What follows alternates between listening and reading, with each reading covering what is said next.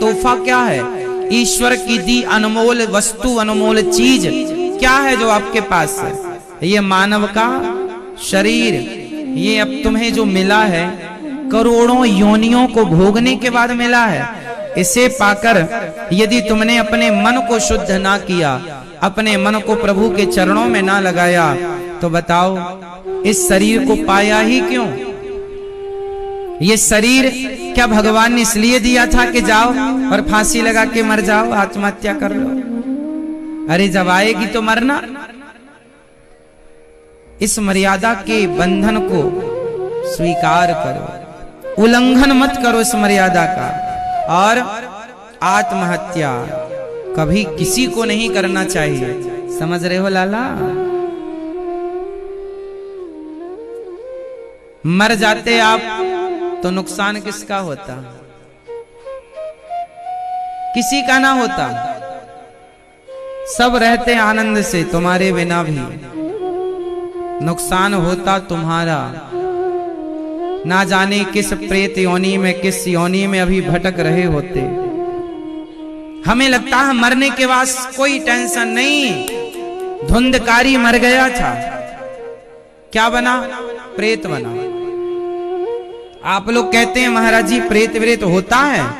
होता नहीं होता तो गोस्वामी तुलसीदास जी ये क्यों लिखते कि भूत पिशाच निकट नहीं आवे महावीर जब? तो भूत पिशाच होते हैं तब ना गोस्वामी तुलसीदास जी ने लिखा, ना होते तो जिक्र क्यों होता? जिक्र है मतलब कौन भूत बनता? जो आदमी आत्महत्या कर लेता है, जो अपने माँ बाप को मारता है, जो गलत काम करता है, ऐसे लोग सब प्रेत योनि में जाते हैं और प्रेत योनि में बड़ा कष्ट पाते हैं, बहुत कष्ट पाते हैं। भूत धुंधकारी जब प्रेत बना तो वो किसी बड़ा कष्ट में था। प्यास लगी है पर पानी कैसे पिए, भूख लगी है पर खाए कैसे? अच्छा प्रेतों को भी ना प्यास लगती है पर उन्हें पानी कौन सा चाहिए?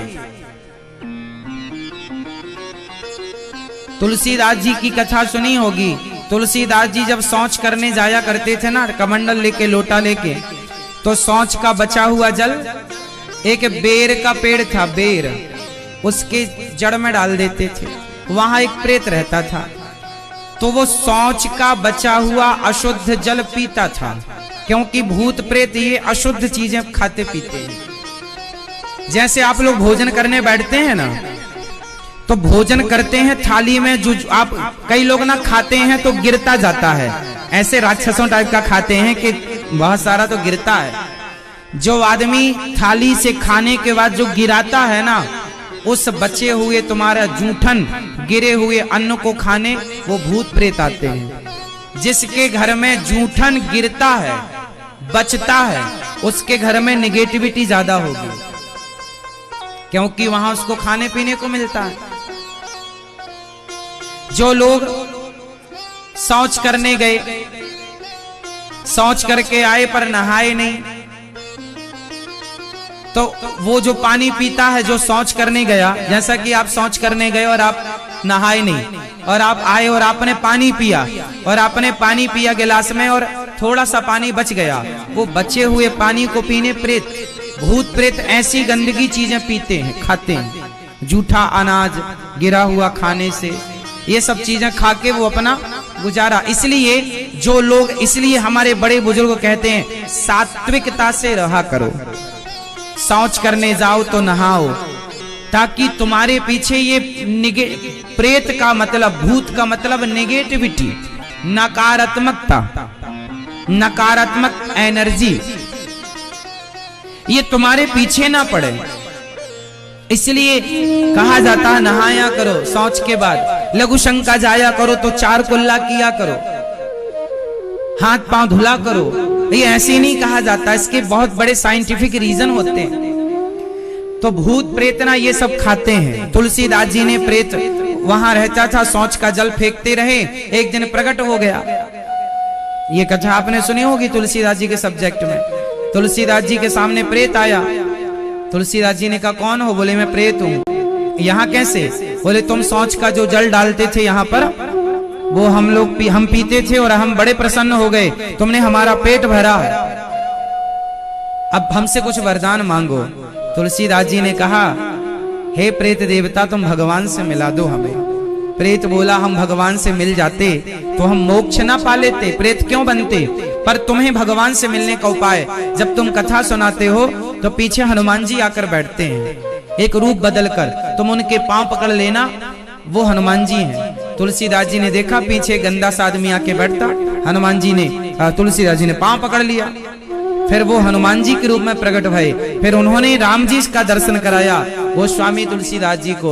वही दोहा गा करके कि चित्रकूट के घाट में भई संतन की भीड़ और तुलसीदास चंदन घिसे तिलक लेत रघुवीर। ये चित्रकूट में घटना घटी, हनुमान जी ने राम जी का दर्शन कराया तुलसीदास जी, फिर वो रामचरितमानस इत्यादि की रचना गोस्वामी जी ने की। तो क्या अर्थ निकला? ये जो प्रेत हैं, भूत हैं, ये लोग भूखे प्यासे रहते हैं, जो लोग ऐसी गंदगी से रहते हैं उनसे इनका गुजारा होता है। फिर यही लोग, आप गंदगी से रहोगे ना तो फिर वो प्रेत क्या करेगा? एक दिन आपकी तरफ झपट्टा मारेगा, क्योंकि आपके घर में गंदगी है तो वो खाने पीने आता है, तो उसके संग में रहते रहते एक दिन वो चाहता है कि आप भी हमारे पास आ जाओ, तो वो ऐसी प्रेरणा देती है निगेटिविटी, नकारात्मकता, कि आप कई बार ना चाह करके भी आत्महत्या करने के लिए मजबूर हो जाते हैं। इसलिए जैसी राखे शुद्धि वैसी बने बुद्धि, जैसा खाए अन्न। इसलिए थाली में जब भोजन करने बैठो तो पहले भगवान को स्मरण करना चाहिए, हे प्रभु आपका दिया जो है आपको समर्पित है, और खाओ ऐसे कि तुम्हारे जूठन ना गिरे बिल्कुल। कई लोग तो खाते ऐसे ना, आधा मुंह में जाता और आधा मुंह से टपक जाता है। सबसे निकृष्ट भोजन यही है, थर्ड क्वालिटी के लोग होते हैं वो। कई लोग तो पूरा हाथ तहाँ तक भर लेते, चावल ऐसे खाते हैं, ऐसे आधा नीचे। खाने पीने का भी तो ढंग होना चाहिए, भोजन गिरना नहीं चाहिए, कोशिश करना चाहिए, बच्चों को सिखावे सब चीजें। भोजन थाली में नहीं छूटना चाहिए ज्यादा। आपका जो जूठन है, आप कई लोग कहते हैं कि हम थाली में जो बच जाता है उसे फेंक देते हैं, कोई खाता है, वो सब नेगेटिविटी, नकारात्मकताएं आपके पीछे लग जाती हैं। भाई जिसे खाने को मिलेगा फिर वो आपका पीछा क्यों छोड़ेगा? भाई जैसे खाने को मिल जाएगा आपके पास, फिर वो आपका पीछा। यदि किसी नकारात्मकता, नेगेटिविटी को, कोई गलत एनर्जी को आपके पीछे लग गई वो, तो वो आपका पीछा थोड़ी छोड़ेगी। इसलिए मौका ही मत दो ना। थाली, पहले के लोग थाली खाने के बाद उसमें पानी डाल के ना वो भोजन थाली धो के पी लेते थे। हम भी बचपन में जब दूध रोटी खाया करते थे तो दूध रोटी खाने के बाद ना कटोरे में पानी डाल के पूरा घुमाकर वो पानी पी लिया करते थे, मतलब कटोरा साफ हो जाया करता। थाली कांसे की हुआ करती थी, कांसे की थाली में भोजन होता था, पूरी थाली। हमने अपने बब्बा जी को, अपने दादाजी को देखा है, थाली पूरी भोजन करने के बाद थाली में पानी डाल के वो घुमा के पी लेते थे, एक अन्न का दाना नहीं रह जाता था। ये परंपरा रही है हम लोगों की। आप कहें कि महाराज जी फिर हम तो सबको भोजन देते हैं, नहीं, तो हमारे यहाँ पहली रोटी गाय को निकलती तो है। आप किसी को देते हैं तो देना अच्छा है, पर ये बताओ किसी को जूठन देना अच्छा है? गाय को भी पहली रोटी खवाओ, शुद्ध रोटी खवाओ, कुत्ते को भी शुद्ध रोटी खवाओ। अपना जूठा किसी को नहीं देना चाहिए,